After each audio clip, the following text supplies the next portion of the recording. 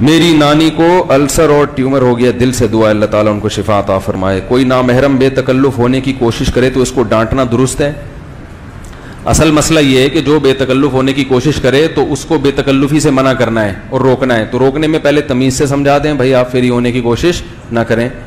دوبارہ سمجھا دیں, پھر بھی ہو رہی ہے تو تیسری مرتبہ نمبر بلاک کر دیں. ڈانٹنے کی ضرورت کیا ہے؟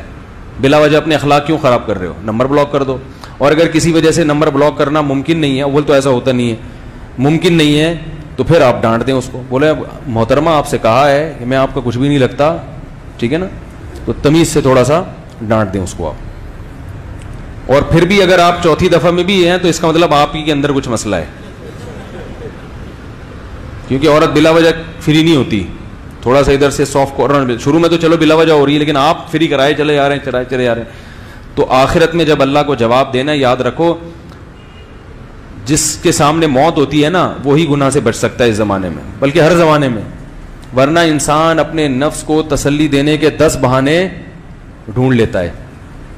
فری ہونے کی اجازت صرف بیوی سے ہے, بیوی کے علاوہ کسی نامحرم سے, یا بوڑھی عورت سے بھی فری ہو سکتے ہیں جو بیچاری ایجڈ ہے, جس میں فری ہونے کا کوئی, اس سے فری ہوتے کیا ہیں, اماں بنا کے اس کو, وہ کیا فری ہوگا انسان اس سے, تو ہوتے سارے جوان عورتوں سے ہی فری ہیں.